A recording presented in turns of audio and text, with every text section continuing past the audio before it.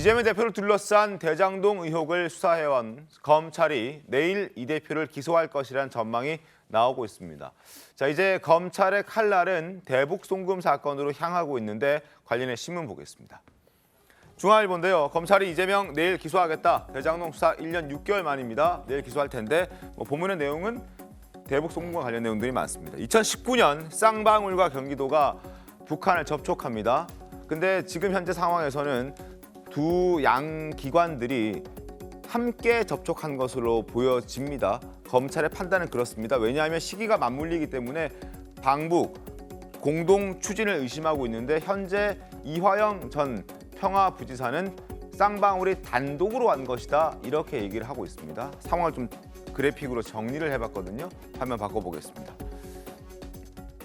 시기가 맞물리는 쌍방울과 경기도의 방북 추진, 과연 이게 우연인가 기획인가 한번 따져보겠습니다.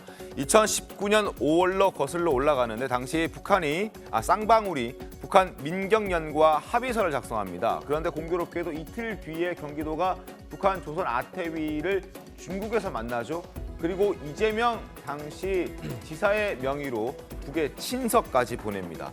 이틀 상간에 벌어졌던 이 일, 과연 우연인가 기획인가. 그리고 2019년 11월 김성태 방북 비용을 전달하게 되는데 경기도가 이때 북한에 방북 초청 요청 공문을 보냅니다.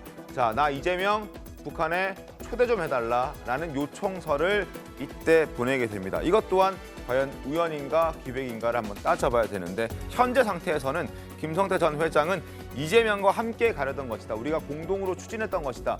이화영 전 평화부지사는 김성태 혼자 방북 추진했던 것이다. 우리는 인발부되어 있지 않다라고 서로 엇갈린 진술을 하고 있습니다. 누구의 말이 맞을까요? 근데 저 중간에 2019년 7월에 필리핀에서 이제 쌍방울 그룹, 그다음에 북한 이렇게 해서 만나서 무슨 세미나를 하잖아요. 그렇죠. 그 세미나에서 북한 측이 김성태 전 회장한테 이재명 경기도지사의 방북을 위해서는 뭐 헬기도 띄워야 하고 뭐 이런저런 일이 있어서 돈이 필요하다. 이렇게 얘기를 했고 거기서 그 돈을 좀 깎아서 300만 달러를 보내기로 했다고 하고 네. 실질적으로 300만 달러를 보낸 시점이 바로 2019년 11월입니다. 그렇습니다. 11월부터 12월 중순까지 이 기간에 보내거든요. 그런데 그때 바로 경기도가 북한에 이재명 지사를 좀 초청해 주세요라는 요청 공문을 보냅니다. 네. 그렇죠? 이런 것들은 다 연결된 관계에 있는 거예요. 제가 보건대는 쌍방울 그룹 정도 되는 그 회사가 북한과 단독으로 대북 사업을 한다는 것은 불가능합니다. 그거는 그거보다 훨씬 큰 재벌 그룹도 북한과 단독으로 그 대북 사업을 할 수가 없습니다. 어떤 식으로든 뭐 지방자치단체나 아니면 중앙부처에 또는 통일부에 뭐 허가나 뭐 또는 관여를 그 없이 할 수는 없는 거거든요. 네네. 그거는 뭐 이쪽에 사업해본 사람은 다 알죠. 그렇기 때문에 이화영 전 부지사가 뭐 김성태 전 회장 혼자 방북을 추진했다. 저게 거짓이라는 거는 본인이 2018년 10월에 북한에 갔다 오고 나서 이재명 경기도지사의 방북을 추진하고 있다는 얘기를 언론 앞에 공개적으로 얘기를 합니다. 그렇습니다. 그러면서 본인이 오늘 보도를 보면 본인이 그 쌍방울 임직원들이 왜 외화 밀반출을 하지 않습니까? 네. 그 밀반출할 때 이화영 전 부지사가 같은 비행기를 타고 중국에 오가기도 합니다.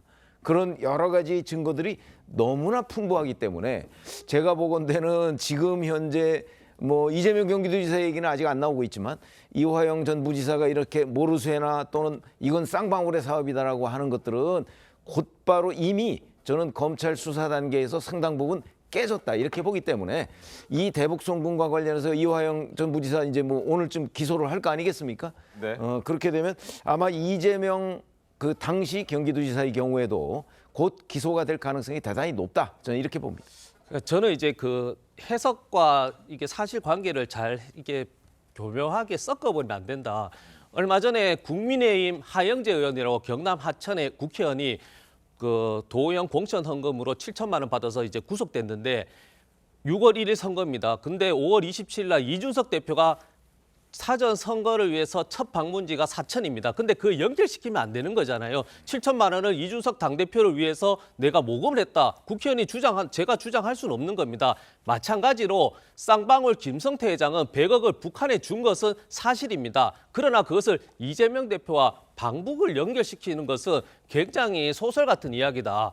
저는 금융인의 관점에서 봤을 때는 김성태 회장은 북한에 100억을 줄 정도의 어떤 타이밍이나 모멘텀이 있었습니다. 그것은 무엇이냐면 나노스 주가 조작을 띄우기 위해서 방북, 특 광물 자원에 대해서 MOU를 맺어서 나노스로 해서 수천억의 배임을 저질렀거든요. 그런 사실이 명백한 것이면 이건 금융범죄로 가야 되는 것이지 최초의 쌍방울 어떻게 썼습니까? 우리 온 국민이 다 주지하다시피 이재명 대표의 선거비, 이 전환사채 20억 대납 사건으로 이야기했지 않습니까? 차라리 100억을 그렇게 이야기하면 북한에 줄 것이 아니라 이재명의 당대표의 대선 자금용으로 100억을 전달하고 본인한테 주는 것이 더 유익한 것이죠. 그래서 저는 대납 말씀하셨죠? 예를 들어 말씀드리지만 쌍방울이 돈을 준 것과 이재명 대표의 방북을 연결해서 그 100억의 대가로 연결 짓는 것은 상당히 무리란 말씀을 드리는 겁니다. 알겠습니다. 민주당의 입장 잘 알겠습니다. 그리고 하영재 의원 말씀하셨는데 구속 아직 된 건 아니고 네, 이번에 영장이 청구됐습니다. 예, 그거 정정을 좀 하겠습니다. 자, 이재명 대표의 연관성을 찾고 있는 검찰인데 일단 이재명 대표는 쌍방울과의 관계에 대해서는 선을 딱 긋고 있습니다. 목소리 들어보시죠. 쌍방울과 이재명은 대체 무슨 관계입니까? 나도 모르겠어. 뭘 알아야 내가. 내가 2년이라면 이거 내의 사입은 내복 사입은지. 누가 누구에게 얼마를 왜 어떤 방법으로 줬다는 건지 아무것도 없어요. 도대체 저는 김성태라는 분 얼굴도 본 일이 없거든요. 자, 그리고 최근에 SNS에는 이런 글도 올려놨습니다. 그러니까 쌍방울과 본인은 관련이 없다는 걸 본인이 직접 설명하는 그런 SNS 글인데요. 가짜 뉴스 생산 과정, 자, 쌍방울 비서실장의 공개 법정 증언과 증언 보도 너무 다르다 이렇게 얘기합니다. 그러면서 뭐 내용을 좀 더 써놨는데 보시죠. 전 쌍방울 비서실장 엄모 씨의 증언 내용은 검사가 묻길래 맞다고 말했는데 언론에는 제가 김성태 회장과 이재명 대표가 가까운 사이라고 말했다고 나와서 곤혹스럽다. 이렇게 내용이 바뀌었다는 겁니다.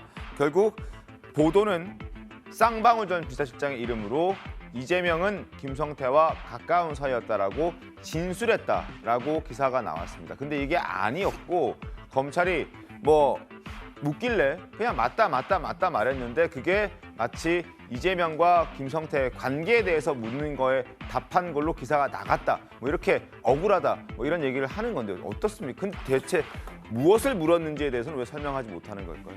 아니죠. 검사가 이렇게 물었다는 거죠. 김성태 회장과 이재명 대표가 가까운 사이입니까? 그러면 네. 네. 그러면 맞다. 그 쌍방울 비서실장 엄모 씨라는 사람은 김성태 회장과 이재명 대표가 가까운 사이라고 말한 거잖아요. 지금 그 얘기했다는 건데 그걸 자기 입으로 김성태 회장과 이재명 대표가 가까운 사이라고 말한 건 아니다. 근데 결과적으로는 똑같은 얘기인 거죠. 굳이 만약에 얘기를 하자면요.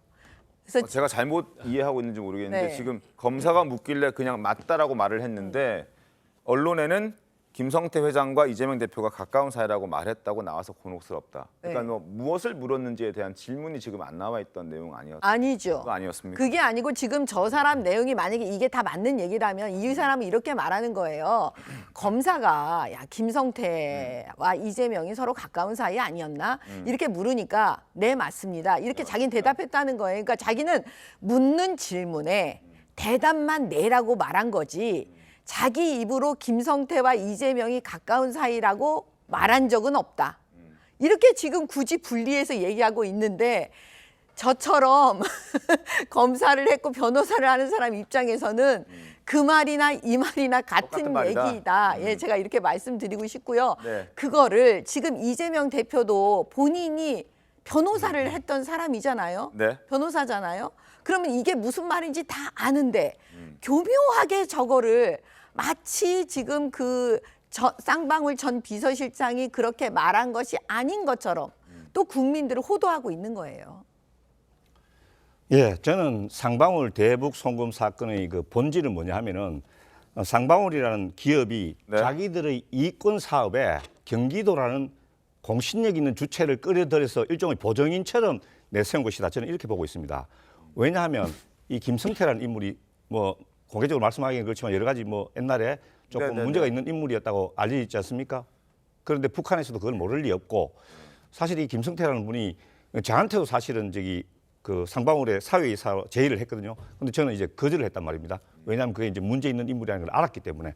자, 북한에서도 그걸 알기 때문에 이제 선뜻 사업 허락을 안 해주니까 저는 김성태가 경기도라는 공적인 주체를 자기들 사업에 끌어들인 것이다. 그래서 결국에는 나노스라는 광물 사업의 뭐 북한하고 사업한다고 소문이 나가지고 이게 이제 주가가 올라가지고 상방울이 사실 재정적인 이득을 준 거는 사실이지 않습니까?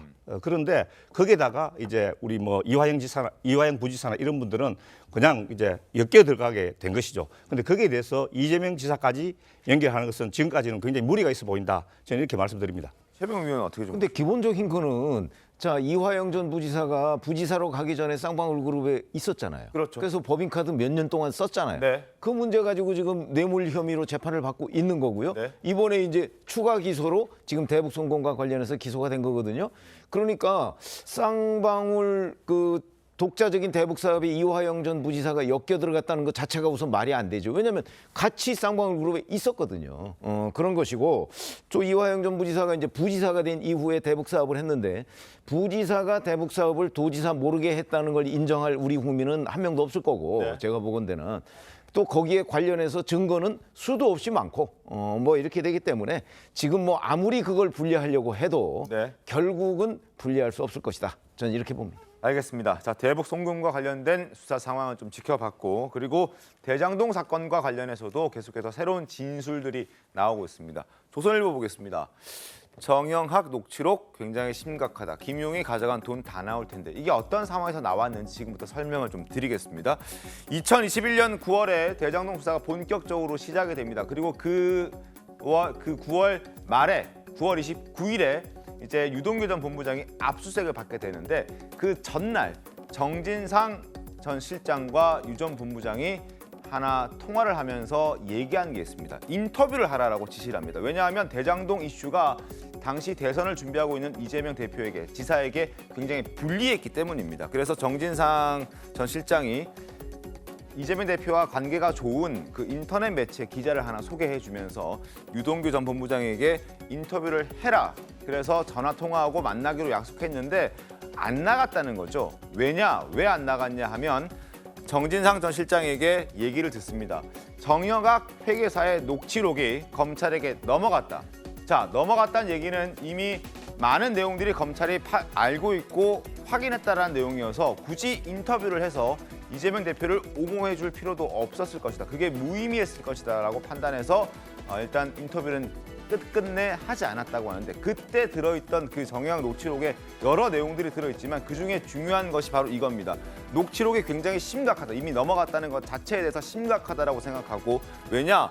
김용이 받아간 돈 거기에 다 들어있기 때문에 그 내용이 이제 공공연하게 다 알려질 게 뻔하기 때문에 쉴드를 친다고 해도 방어를 한다고 해도 소용이 없을 것이다라고 유동규 씨가 판단을 하는 겁니다. 그래서 인터뷰도 하지 않고 굉장히 심각하다라는 게 최근 진술을 통해서 나오게 된 거죠. 이게 어떻게 됩니까? 그렇죠. 아니 우선 정진상 씨 지시에 따라서 유동규 씨가 저 매체 기자하고 그 전화 통화를 합니다. 네. 그래서 전화 통화한 내용을 기반으로 해서 그 매체가 일단 보도를 해요. 네. 하고 나서 그 다음에 만나서 본격적인 인터뷰를 하자. 그런데 인터뷰에 안 나갔다. 이 얘기거든요. 네. 근데 저기에서 이제 정영학 녹취록은 뭐 굉장히 양이 많잖아요. 그 안에 보면 뭐 각자 유리한 부분을 자기들이 끌어다가 뭐 얘기할 수 있는 부분도 있지만 적어도 유동규 전 본부장 입장에서 보면 네. 이거는 그동안에 그 안에서 뭐 천화동인 1호의 지분 문제라든가 이런 것들을 다 얘기를 한 것이 거기 다 들어가 있잖아요. 네. 근데 그거를 지금 이제 김만배 씨의 경우 상당 부분 지금 다시 부인을 하고 있지만 그리고 이제 입을 다물고 있으니까 그게 아직 입증은 안 돼요. 네. 그러나 그 녹취록은 이 대장동 수사가 벌어지기 전에 다 했던 거거든요. 네. 그러니까 이 부분은 앞으로 차근차근히 여러 곳에서 다른 증거로 뒷받침돼서 네. 결국은 이재명 대표에게로 갈 것으로 보이고 네. 그렇게 되지 않겠습니까? 저 녹취록 자체가 굉장히 양이 많고 그러는데 그런 점에서 본다면 지금 유동규 전 본부장의 증언 내용이 정영학 녹취록에서 나오는 여러 가지 객관적인 사실들과 부합하는 것들이 굉장히 많아요. 그러니까 그런 것들을 맞춰보면 앞으로 뭐 이 대장동 문제에 관해서 이번에는 배임죄로 기소가 되는 거지만 아마 본질적인 그 428억 이런 건 안 들어간다는 거 아니에요 지금? 네네. 그렇지만 그 부분도 나오게 될 가능성이 대단히 높다 이렇게 말씀을 드립니다. 그래서 정영학 녹취록은 사실 언론에 다 오픈됐지 않습니까? 그런데 김용이 가져간 돈이 나온 건 없어요. 사실 8억이라든지 대선 경선 자금, 예를 들어 뭐 8억 중에 뭐 광주 어느 지역 위원장에게 뭐 얼마를 어떤 식으로 줘야 된다 뭐 이런 내용이 아니고 정영학 녹취록을 보면은 50억 클럽만 나오잖아요. 곽상도 아들이라든지 박영수 특검에 대해서 50억을 어떻게 줄 것이고 이런 부분이 있기 때문에 저는 그 녹취록 자체가 오픈이 안 됐으면 김용이나 이재명 대표가 가져간 돈 혹은 가져갈 428억에 대한 그런 의구심을 가질 수 있지만 정영학 녹취록도 다 나왔고 그 나와봤을 때는 실질적으로 김용 이 8억에 대한 경선 자금을 유동규는 계속 주장을 하고 있지만 정영학 녹취록에는 8억을 받았고 언제 어디서 받았고 어떤 식으로 대선 경선에 어떤 쓰임새로 쓰였다는 거의 녹취록은 저는 알기로는 확인하지 못했었거든요. 그래서 이 부분은 사실과 의견이 또 이 부분도 좀 다르지 않나라는 개인적인 생각을 가지고 있습니다. 그 정영학 녹취록이 검찰에 들어갔다는 거는 정영학 씨가 이제 녹취록에 관해서 다 얘기를 할 거라는 게 뻔히 암시가 되어 있는 얘기잖아요. 그러면 정영학 씨는 기본적으로 남욱이나 유동규 씨나 다 가까운 사이이기 때문에 사실 김용 씨가 돈 얼마 받았는지 얼마나 요구했었는지 정진상 씨가 어떻게 했는지 이런 얘기들까지 검찰이 다 정보를 갖고 있겠구나라고 유동규 씨가 생각했다. 그런 얘기로 들립니다. 알겠습니다. 상황을 좀 보겠습니다. 그리고 지금 이재명 대표는 공직선거법과 관련해서 기소가 되어 있는 상태고 대장동과 관련해서도 이제 성남FC 의혹 등등 해서 이번 주 중 뭐 이르면 내일 기소가 될 예정인데 여기 재판을 통해서 1심에서 유죄가 나온다 하더라도 당 대표직을 유지해야 한다, 할 수 있다, 문제가 없다라고 밝힌 사람이 등장했습니다. 자, 목소리 들어보시죠. 우리 전당대회 때 당대표를 뽑을 당시에도 이미 대장동 사건에 대한 수사는 검찰이 집요하게 계속 해오고 있었던 상황이거든요. 예. 이런 상황들을 다 알면서도 당원과 지지자들 그리고 국민의 일반 여론조사까지 포함해서 압도적으로 지지를 해서 당선을 시켰기 때문에 새로운 변수가 되는 건 아니다. 만약에 이제 1심에서 유죄 판결이 나면 그러면 어떻게 되는 건가요? 법상으로는 무죄 추정 원칙 때문에 그러니까 유죄가 확정될 때까지는 네. 뭐 문제가 없고요. 공직을 유지하는 데는 아무런 문제가 없기 때문에 네네. 예, 선거 결과에 따라서 뭐 그때 판단해봐야 될 것 같습니다. 예. 자, 김용민 의원의 목소리 들으셨는데요. 장해찬 위원께서는 어떻게 좀 평가하십니까? 근데 민주당의 당원이라는 게 있잖아요. 네. 당원 80조를 보게 되면 부패 혐의로 기소된 사람 당직 정지된다라는 건데 그 당직 정지 여부를 원래는 외부 위원들이 포함된 윤리위에서 심사하게 했다가 이제는 사무총장과 당 내부 인사들만으로 구성된 당무위에서 정직 여부를 의결하게 하는 식의 꼼수를 하나 만들어놨어요. 근데 보나마나 지금 돌아가는 양상으로는 이재명 대표가 기소되면 당무위에서 이건 검찰의 정치 보복이다, 부패 혐의가 아니다. 라고 면죄부를 주겠죠. 근데 그마저도 뭔가 꺼림칙하니까 이 정치혁신위에서 아예 당원 80조 없애는 방향 추진했다가 역풍 맞고 또 수그러들지 않았습니까? 네. 그러니까 김용민 의원의 이 같은 이야기 놀랍지 않고요. 네. 유죄가 나와도 당대표직 유지하겠다는 것은 아마도 공직선거법 재판으로 보여집니다. 지금 시점에서 총선 이전에 1심 결과가 나올 것으로 예상되는 재판은 그 고 김문기 전 처장 모른다. 또 국토부 협박받았다 했던 걸로 허위사실 공표 혐의 기소되어 있는 공직선거법이거든요. 네. 근데 그 부분에 대해서 만에 하나 1심에서 100만 원 이상 벌금형이 나오면 그대로 확정 판결됐을 시에 의원직도 박탈되고 당분간 정치도 못하게 되고 무엇보다 민주당이 대선 선거보전금 네네. 440억을 토해내야 돼요. 근데 그러한 어마어마한 결과가 가시화됐는데 이건 1심일 뿐이니까 나는 계속 대표하고 내가 공천하겠다 할 수 있을까요? 지금 말은 저렇게 해도 오히려 친명계에서 1심 유죄 나오면 그때 물러나겠다라는 가이드라인을 제시하지 않고 우리 1심 유죄 나와도 끝까지 간다라고 해버리면 막상 진짜 1심 유죄가 나왔을 때 그 민주당의 혼란은 지금 생각하는 것보다 훨씬 더 깊지 않을까 싶습니다. 알겠습니다. 자, 그리고 민주당 내에서는 또 하나의 혼란 상황이 있습니다. 문재인 전 대통령을 만나고 온 전현직 의원들이 서로 다른 이야기를 하고 있기 때문에 지금 진위 여부를 두고 계파 간의 갈등이 커지고 있는 그런 상황입니다. 관련 목소리 듣겠습니다. 문재인 대통령께서는 지금 현재 민주당이 총단합해서 잘 해야 되는데 지금 이재명 대표 이외에 대안도 없으면서 자꾸 무슨 그 정도 얘기하셨어요. 그 정도 얘기. 전직 대통령으로서 얘기하는 건 해야 될 말이 있고 안 해야 될 말이 있는데 이재명 대표 말고는 대안이 없다. 우리가 뭐 문재인 대통령 꼬봉입니까? 격려와 조언 정도로 듣고 말아야지 이리 해석하고 저리 해석하고 하는 거에 대해서 별로 동의할 수가 없고. 이재명 대표 이자도 안 나왔습니까? 내 얘기 안 했었습니다.